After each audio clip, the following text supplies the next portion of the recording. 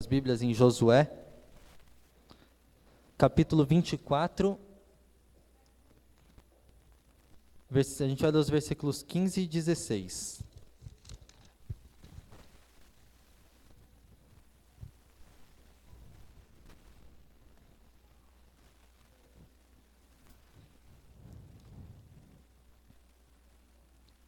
Vamos ler a partir do 14 ao 16. Todos encontraram? Diz assim: Agora temam o Senhor e sirvam-no com integridade e fidelidade. Joguem fora os deuses que os seus antepassados adoraram, além do Eufrates e no Egito, e sirvam ao Senhor. Se, porém, não lhes agrada servir ao Senhor, escolham hoje a quem irão servir.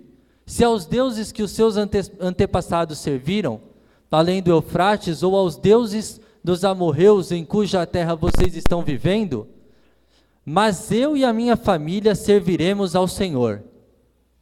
Então o povo respondeu: longe de nós abandonar o Senhor para servir outros deuses. Amém? Os irmãos podem se sentar. Essa é uma passagem muito conhecida, né? E muitas vezes depois de uma pregação mandam a gente declarar, né? Declare que eu e a minha casa serviremos ao Senhor, eu e a minha casa serviremos ao Senhor, eu e a minha casa serviremos ao Senhor. Mas será que só a gente declarar isso traz algum resultado? Porque muitas vezes nós olhamos para esse texto e achamos que ele é meio que um talismã, né? Não, vou ficar declarando esse texto que tudo na minha casa vai mudar. Mas a mudança dentro da nossa casa depende de nós.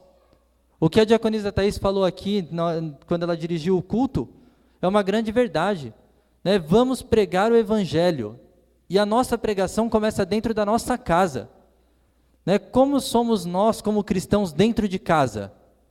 Né? Se nós queremos que nós e a nossa família sirvamos ao Senhor, nós temos que servi-lo com integridade, com sinceridade, como disse o primeiro versículo. Né? Nós temos que servi-lo de todo o coração, temer ao Senhor. E muitas vezes tem faltado esse temor a muitos de nós. Né? Muitas vezes nós estamos desanimados e acaba faltando um pouco do temor. Né? Nós acabamos esquecendo quem é o Deus a quem nós servimos.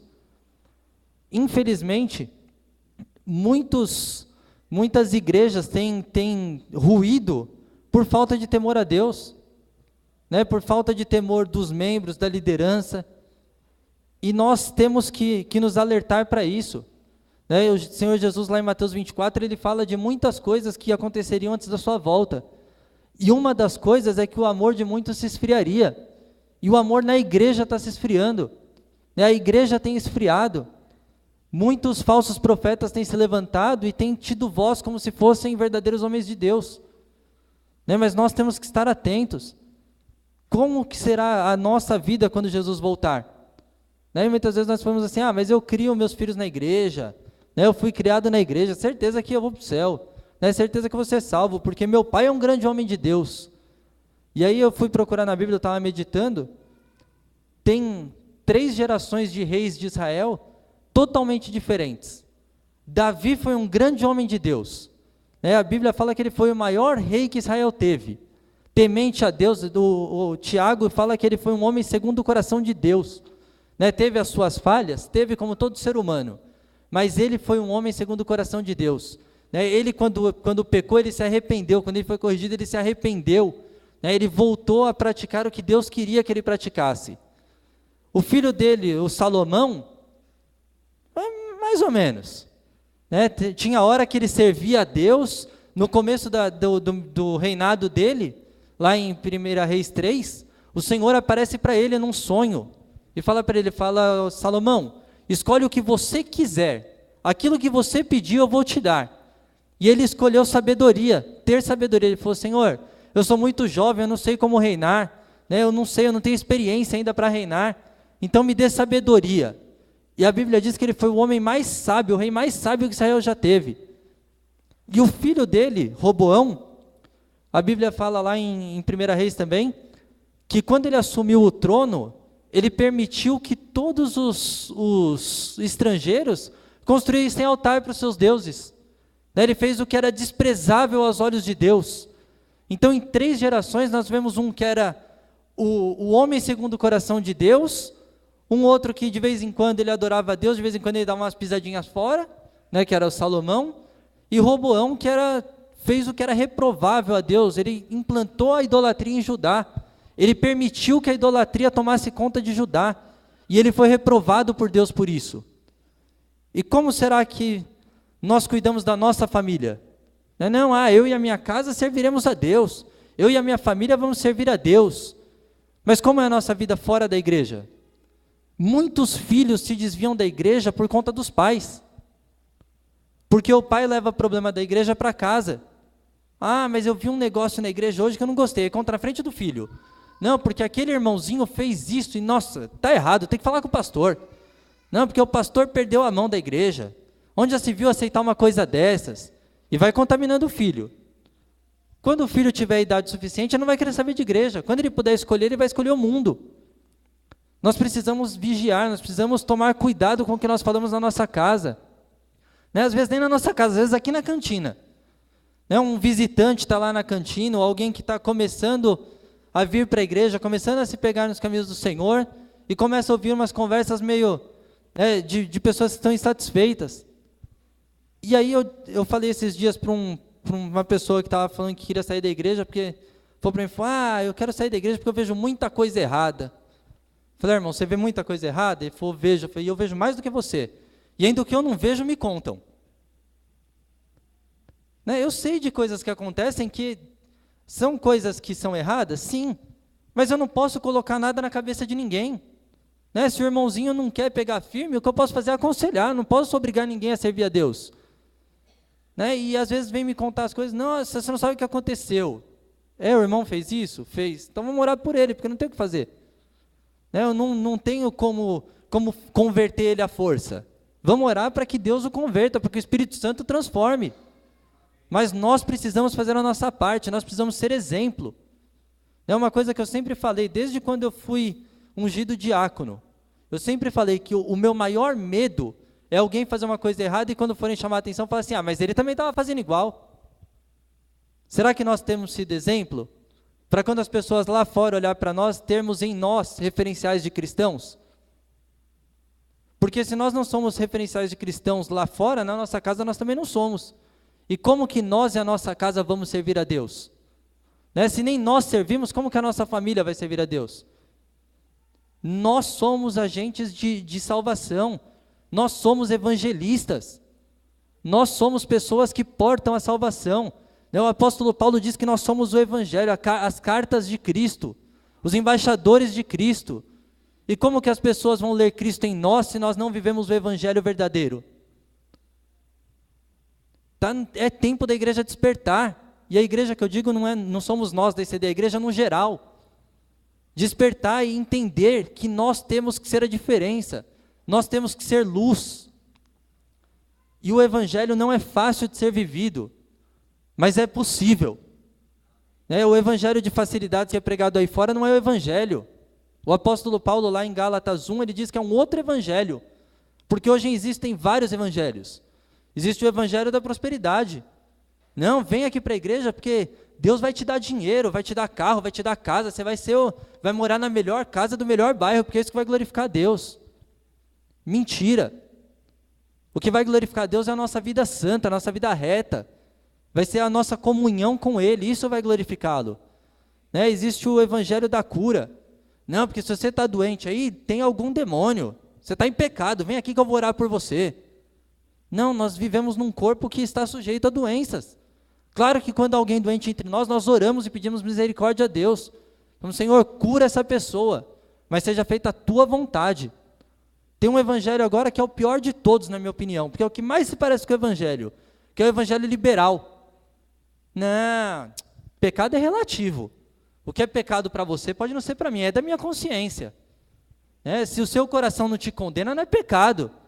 Jeremias diz que o coração é o órgão mais enganoso do corpo humano. Enganoso é o nosso coração, que para nós tem caminhos que parecem de vida, mas são de morte. E nós precisamos estar atentos, porque muitas coisas que nós ouvimos parecem bonitas. Nossa, isso daí parece o evangelho. Será que isso é o evangelho? Eu sou novinho, mas eu lembro da propaganda do Denorex, quem lembra? Parece remédio, mas não é. Hoje tem o evangelho Denorex, parece evangelho, mas não é. E se nós não tomarmos cuidado, nós entramos também por esse caminho.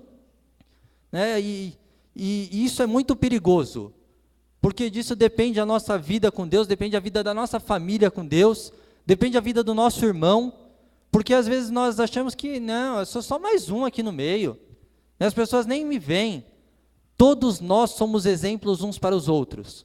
Quando um de nós está firme, está caminhando bem, os outros olham e percebem. Quando um de nós para, os outros também percebem. Às vezes nós pensamos, mas ninguém repara em mim. Eu tenho certeza que todos aqui sabem mais ou menos como que é a vida de cada um, pelo menos dentro da igreja. Como que cada um adora a Deus, como que cada um se relaciona com os outros, aquele que é mais quieto, aquele que é mais extrovertido. Todos nós sabemos. E todos nós somos exemplos, aqui dentro e lá fora. Então nós temos que tomar muito cuidado com isso. Nós temos que escolher, esse é o ponto. A quem nós vamos escolher? A Deus ou ao mundo? Daniel, quando ele foi para a Babilônia, que ele foi cativo, o rei mandou servir o melhor manjar para ele, a comida que o rei comesse, ele também comeria. E ele rejeitou, ele falou, não, peraí um pouquinho. Avisa o rei lá que eu não quero isso aqui não, eu vou querer só água e verduras.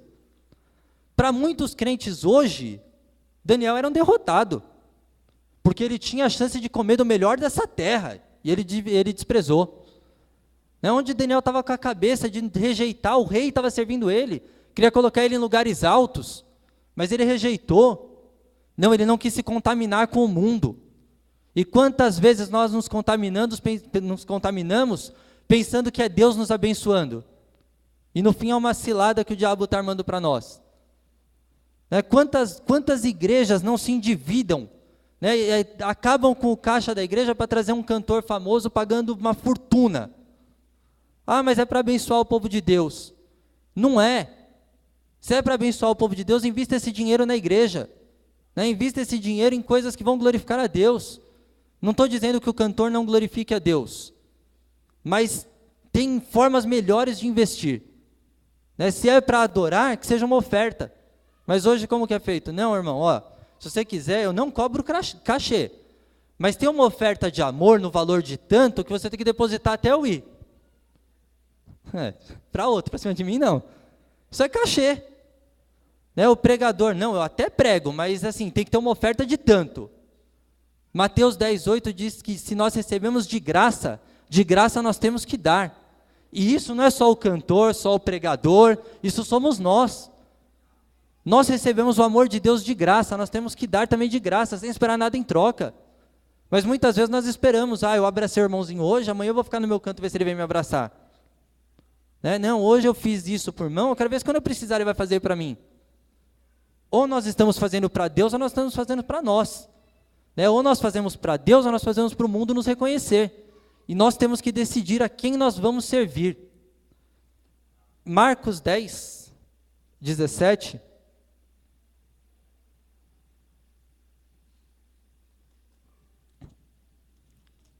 Fala sobre o jovem rico.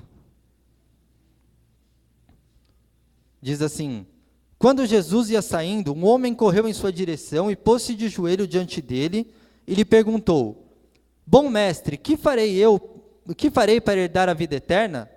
Respondeu-lhe Jesus: por que me chama bom? Ninguém é bom a não ser um, que é Deus. Você conhece os mandamentos: não matarás, não adulterarás, não furtarás, não darás falso testemunho, não enganarás ninguém, honra teu pai e tua mãe. E ele declarou: mestre, a tudo isso tenho obedecido desde a minha adolescência. Jesus olhou para ele e o amou. Falta-lhe uma coisa, disse ele: vá, venda tudo o que você possui e dê o dinheiro aos pobres, e você terá um tesouro no céu. Depois venha e siga-me. Diante disso, ele ficou abatido e afastou-se, triste, porque tinha muitas riquezas. Tem 2 pontos aqui. Primeiro que esse garoto, esse jovem rico, ele era orgulhoso. Né? Quando Jesus fala para ele, numa outra passagem, conta que Jesus falou para ele, né? Guarde os mandamentos. Ele fala, não, mas isso aí eu faço. E quantas vezes nós não achamos que a nossa santidade é alguma coisa? Não, eu vou para a igreja 3 vezes por semana, não falto uma escola dominical, jejuo, oro, amém, você está fazendo certinho. Mas se a nossa vida com Deus depender só disso, nós estamos perdidos. Qual é a nossa dedicação em conhecer mais a Deus através da Bíblia? Qual é a nossa dedicação em conhecer mais a Deus através da oração? Qual é a nossa dedicação em ajudar um irmão quando ele está necessitado? Né, muitas vezes nós pensamos, não sei se vale a pena ajudar esse irmão. Né, será que vale a pena eu ajudá-lo? Será que ele vai fazer um bom uso do dinheiro? Eu tenho certeza que se o irmão estiver realmente necessitado, e se ele chegou ao ponto de pedir ajuda, ele vai usar bem o dinheiro. E se mesmo assim, por exemplo, às vezes passam pessoas aqui na porta, e quem está lá na porta é abordado e, sabe que eu preciso de um dinheiro, porque eu precisava comprar um arroz para levar, porque eu tenho filho pequeno, é sempre a mesma história. Tenho um filho pequeno, e minha esposa está grávida, e eu preciso levar, e eu moro longe. Aí a gente fala, dinheiro a gente não dá, mas eu tenho um pacote de arroz aqui, você quer levar? Sabe o que é? É que é muito pesado para eu levar, então eu queria comprar no mercadinho lá perto de casa. Não damos. Nós não damos porque sabemos que vai usar o dinheiro para coisa errada. Porque se realmente precisar do alimento, vai levar o alimento. E muitas vezes nós desconfiamos do irmão, em vez de chegar e falar assim, irmão, você está precisando de comida? Eu vou no mercado, então eu vou gastar o que eu ia te dar em dinheiro, eu vou comprar de alimento e eu dou para você. Se o irmão realmente estiver necessitado, ele vai pegar. Né? Mas nós não podemos, porque achamos que o irmão vai usar errado, não, eu não ajudo ninguém. Não, nós temos que ajudar, nós temos que fazer, distribuir aquilo que Deus tem nos dado. Né? Temos que distribuir porque é Ele quem tem nos dado.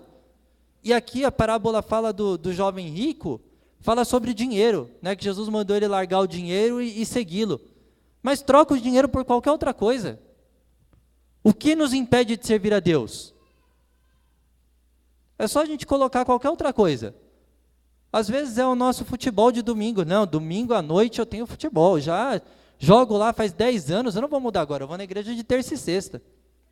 Né? Ou então, é o filme que passa toda terça, a novela. Não dá para ir durante a semana para a igreja porque eu assisto a novela, eu vou perder. Né? Eu assisto o culto lá pela internet depois, eu ponho no YouTube. E aí a gente precisa aprender uma grande diferença. Quando nós não pudermos vir para a igreja, assistir o culto pela internet, amém. Né? Eu não posso, de jeito nenhum, não vou conseguir ir, amém. Mas se eu posso, eu tenho que vir, porque tem uma diferença. Quando eu venho para a igreja, eu participo do culto, eu cultuo a Deus. Quando eu assisto de casa, eu estou assistindo o culto. Nós não participamos do culto de casa. Né? Então nós precisamos nos atentar a isso. Às vezes a internet é muito boa, né? É uma grande ferramenta, mas muitas vezes é uma armadilha para nós. Né? E qualquer outra coisa que nós colocarmos no lugar da adoração a Deus, já está errado. Né? O Senhor Jesus diz que não dá para servir a dois deuses. Não dá para servir a Deus, e quando ele fala não dá para servir a Deus é o dinheiro. Mas não dá para servir a Deus e a qualquer outra coisa que me prenda ao mundo. Então nós precisamos estar atentos. Né? Nós precisamos ter discernimento. Um dom que a igreja tem buscado muito pouco é o discernimento. Nós precisamos aprender a discernir aquilo que é bom para nós e aquilo que não é bom. Aquilo que agrada a Deus e aquilo que não agrada. Mas isso depende de leitura da Bíblia, meditação, não é simplesmente ler. Não, eu vou ler aqui um salmo rapidinho porque não posso sair para trabalhar sem ler a Bíblia. Não é isso, é meditação, é buscar entender mais. É orar, é buscar conhecer a Deus através da oração, conversar com Ele. Né? É expor os nossos problemas, até as nossas dúvidas. O pai do menino lunático lá, quando o filho dele estava se debatendo, ele chega para Jesus e fala assim, mestre, se o senhor puder fazer alguma coisa, faça. Jesus fala assim, se você puder crer, tudo é possível ao que crê. E ele vira para Jesus e fala assim, então me ajuda na minha incredulidade. Quantos de nós não viraríamos para Jesus e falavam assim, Senhor, o Senhor sabe que eu creio? Né? Ele sabia que não, mas eu vou tentar dar um aqui que eu creio e... Não, nós precisamos nos abrir. Falar, Senhor, ó, me ajuda, eu estou incrédulo nesse ponto. Esse é um ponto que eu tenho dúvida. Senhor, me ajuda a entender melhor isso. Né? Me ajuda a entender melhor o meu chamado, a minha missão. Né? Me ajuda a entender para que o Senhor me chamou. Porque o ponto principal que nós fomos chamados é para sermos salvos. Mas isso tem que convergir em obras. A Bíblia diz que a fé sem obras é morta. Nós temos que dar frutos. Né? E muitas vezes nós colocamos os frutos somente como, eu trouxe pessoas para a igreja. Glória a Deus que você trouxe pessoas para a igreja. Mas isso não é tudo. Né? O principal fruto que nós temos que dar é o fruto do Espírito. Está lá em Gálatas 5:22. Tem que ser a nossa busca incessante. Nós temos que buscar dar os frutos, nós temos que buscar os dons, né? Nós temos que buscar sermos mais úteis para o reino de Deus, porque quanto mais nós crescemos, mais nós trazemos pessoas para cima conosco. Né? Se eu não cresço, como que eu vou querer trazer alguém para me acompanhar? Né? Se eu sou fraco, como que eu vou carregar um outro que também está fraco? Nós precisamos nos fortalecer. Né? Nós precisamos fazer a diferença aí fora. As pessoas têm que querer conhecer o Deus a quem nós servimos. E nós precisamos ser a luz. Nós precisamos ser o sal. Né? Nós precisamos temperar esse mundo. E temperar não é nem com pouco sal e nem com sal demais. Né? Porque muitas vezes nós achamos que chegar para a pessoa e falar assim, olha, o negócio é o seguinte, se você não mudar de vida, você vai para o inferno. Vamos para a igreja comigo no domingo? Não. Simples assim, não. Ou então, Jesus te ama e eu também. Que falta de sal, meu irmão. Né? Só Jesus te ama, eu também. E o amor do dia a dia? Né? Nós precisamos aprender a temperar. Nem tão pouco e nem tanto demais. Mas eu não vou mais falar que a pessoa pode ir para o inferno se ela não mudar de vida? Vai. Mas na ocasião certa. Né? Quando a pessoa entender que realmente Deus a ama, que quer salvá-la. E aí sim, quando ela for discipulada, ela vai entender que ela tem que mudar de vida. E isso não é só porque você vai chegar e falar assim, olha meu irmão, você vai precisar mudar de vida agora, viu? É porque o Espírito Santo vai convencê-la.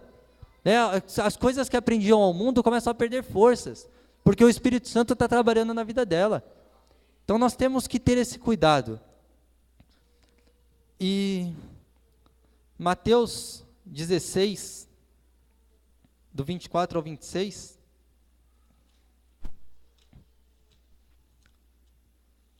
eu diria até que o chamado para o evangelho não é agradável.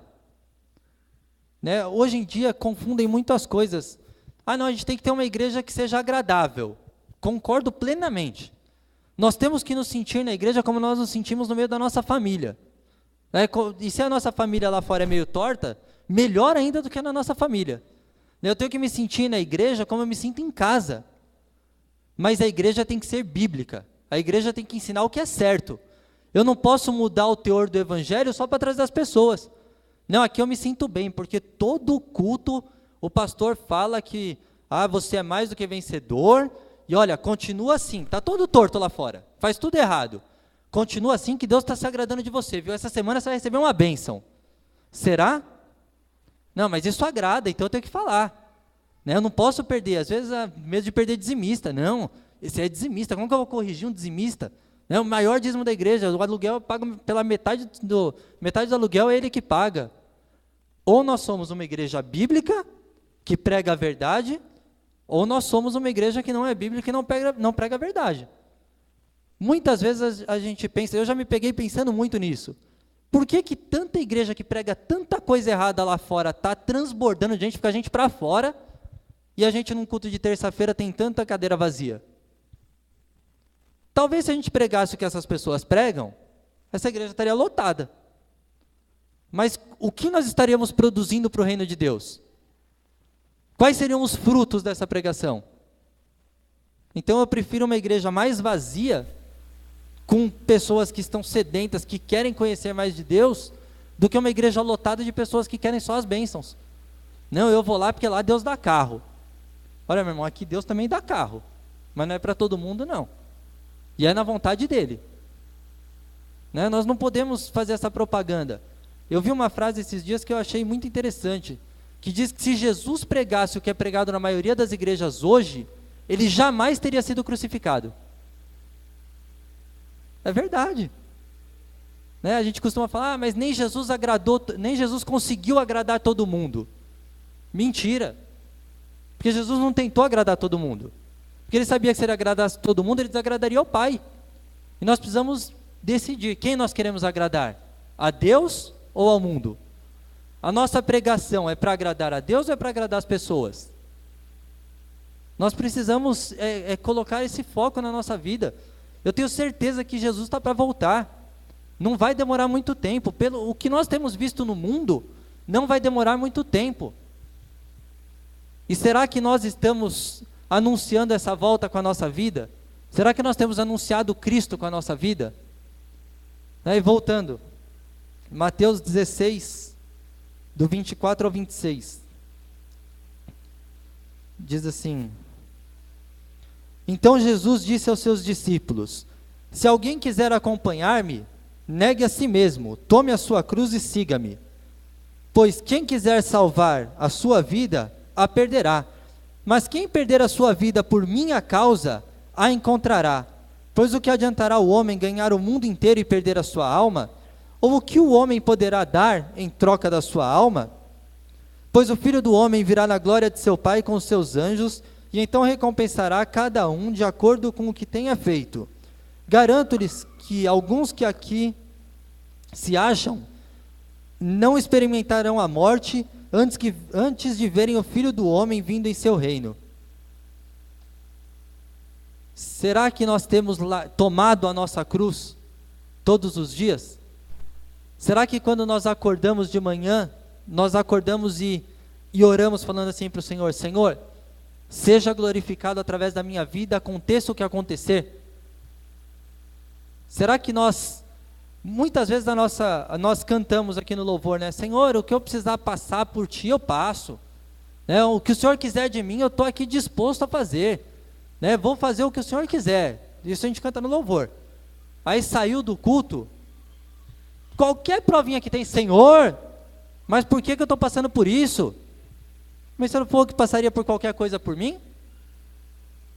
Muitas vezes nós cantamos sem prestar atenção. Nós cantamos sem nem meditar no que nós estamos cantando. E aí eu não lembro o nome dela, Helena Tanuri. Quem conhece? Helena Tanuri? É, né? Ela diz que crente não conta mentira. Crente canta mentira. Né? Nós cantamos sem prestar atenção. Senhor, se precisar morrer crucificado por Ti, eu morro. Aí sai lá fora, bate o dedinho na porta: Ô Senhor, por que esse sofrimento todo? Nós precisamos prestar atenção às letras das músicas, dos louvores que nós ouvimos. Peraí, será que o que eu estou cantando, eu estou disposto mesmo a viver? Será que o que eu estou orando, eu estou disposto mesmo a viver? Ou será que é só da boca para fora? Nós precisamos entender que aquilo que nós oramos, aquilo que nós falamos com Deus, nós estamos assumindo um compromisso.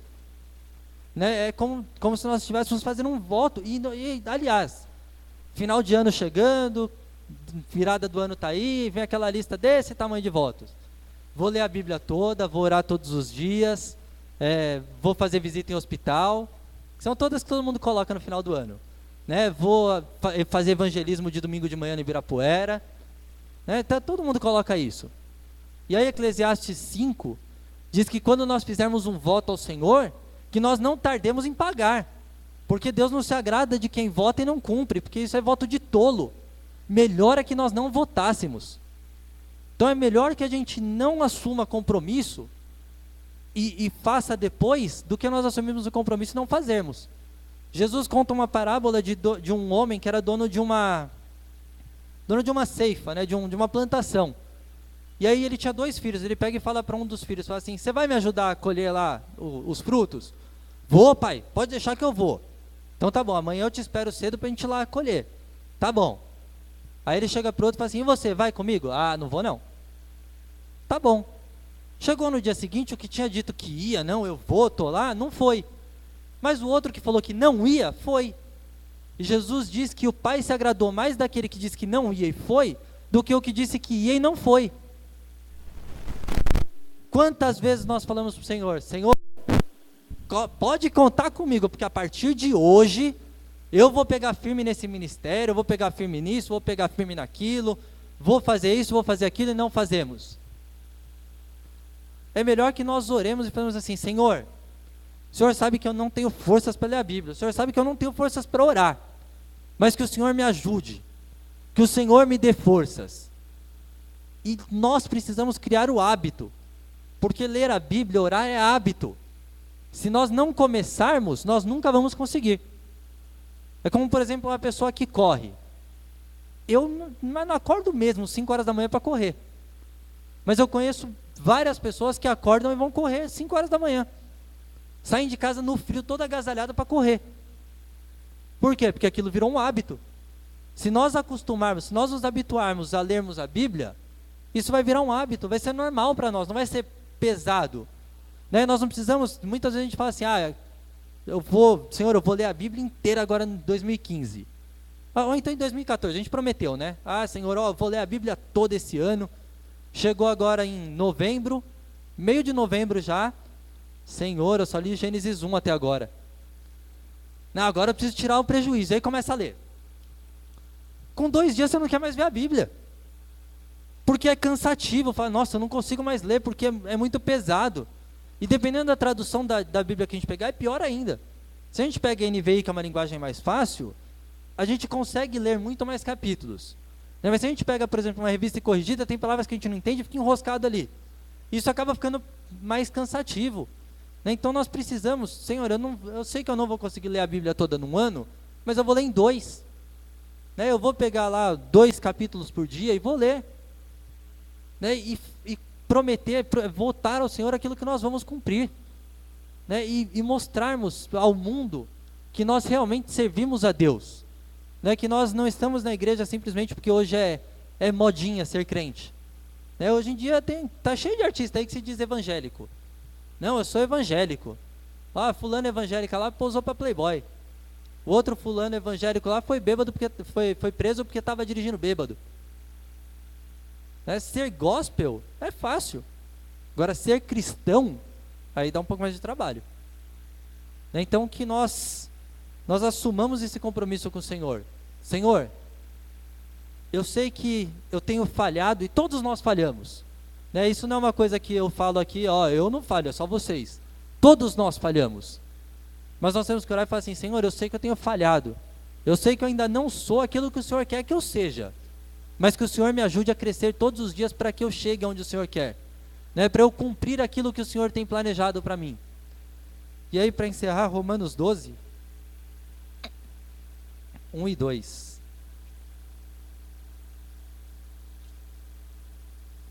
O apóstolo Paulo, escrevendo para a igreja de Roma, ele diz assim: portanto, irmãos, rogo-lhes pelas misericórdias de Deus, que se ofereçam em sacrifício vivo, santo e agradável a Deus. Este é o culto racional de vocês. Não se amoldem ao padrão deste mundo, mas transformem-se pela renovação da sua mente, para que sejam capazes de experimentar e comprovar a boa, agradável e perfeita vontade de Deus. Primeiro ponto, não vamos nos amoldar ao padrão do mundo. O padrão do mundo é um padrão torto. O padrão do mundo é um padrão que glorifica o diabo. Não tem como dizer de outra forma. O mundo corre todo numa direção. Nós temos que correr na direção contrária. Nós temos que nadar contra a maré. Nós não podemos pegar o fluxo do mundo, nós não podemos entrar na forma do mundo, nos moldes do mundo. Não, porque no mundo é assim, se casou e não deu certo, separa, vai fazer o quê? Vai viver infeliz?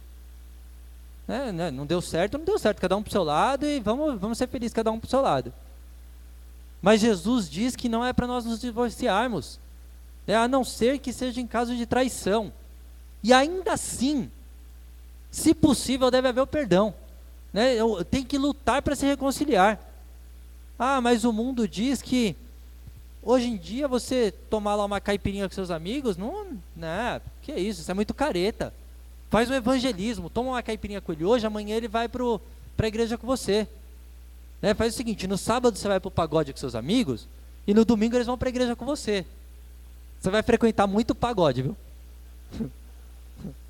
Essa troca nunca dá certo. É igual ao namoro. Não, eu vou namorar com aquela menina lá de fora, e aí eu trago ela para a igreja, o namoro missionário. Pode esperar. Se demorar muito esse namoro, ela te tira da igreja. Se você casar, não vem nenhum dos dois para a igreja. Infelizmente é uma realidade, muita gente pensa que não, é bobagem. É bobagem, não, mas o mundo tá carecendo de pessoas que vão lá buscá-los. Sim, e nós temos que ser essas pessoas. Mas nós não podemos fazer aquilo que eles fazem. E aí usam o texto de Paulo, né? Não, mas Paulo, ele se fingia de tolo para ganhar os tolos. Né? Ele se fingia de judeu lá para ganhar os judeus. Mas ele não fazia o que aquelas pessoas faziam. Ele ia lá no meio deles como quem não quer nada para pregar o evangelho. Quando ele entra lá no Areópago, lá em Atos, fala que ele saiu andando lá, vendo o altar de tudo contra Deus. E aí está lá andando e opa, o altar do Deus desconhecido. Vem cá vocês tudo, deixa eu explicar quem que é esse Deus desconhecido aqui. Né? Deixa eu explicar para vocês que existe um Deus que vocês não conhecem. Jesus andava com o pior tipo de gente que tinha na época. Né? E aí a gente lê lá Salmos primeiro, não se assentem na roda dos escarnecedores. Ó meu irmão, sabe aqueles seus amigos do mundo? Se afasta de todos, nem cumprimenta mais. Não, Jesus andava, ele se sentava com os escarnecedores. A diferença é que ele não se contaminava. Quando ele se sentava com essas pessoas, ele se sentava com bêbados, com prostitutas, com ladrões. Só que ele fazia diferença. Quando ele se sentava, ele pregava o evangelho. Ele mostrava que aquelas pessoas estavam erradas e que tinha um plano muito maior para eles, que era a salvação. Nós não podemos nos contaminar com o mundo. A Bíblia diz, se eu não me engano é o Senhor Jesus, não, é o apóstolo Paulo. Ele diz que ele ora para que Deus guarde aqueles que são dele do mundo. Mas isso não quer dizer que ele não vá mais se comunicar com os do mundo. Ele fala assim, não se comuniquem mais com os que praticam impureza. Não estou dizendo que sejam os do mundo, porque se fosse assim, Deus teria que tirá-los dessa terra. A gente não vai viver numa bolha. Não, agora eu vou chegar lá no meu trabalho, eu vou sentar, vou trabalhar e vou embora, não vou nem falar com ninguém. Um monte de pecador, imundo, vai tudo para o inferno. Não, ao contrário, nós temos que mostrar para eles que nós somos diferentes. Nós temos que mostrar que o amor de Cristo que nos alcançou pode alcançá-los. Né? E que o evangelho que nós vivemos é muito mais do que regras. É muito mais do não faça isso, não toque. Não, é uma vida com Deus e Deus mostra aquilo que Ele quer de nós ou não. Né? E o apóstolo Paulo aqui em Romanos, ele diz que é para nós oferecermos a nossa vida como sacrifício vivo e agradável a Deus, santo. Nós temos que nos manter em santidade, e santidade é nós nos separarmos do mundo.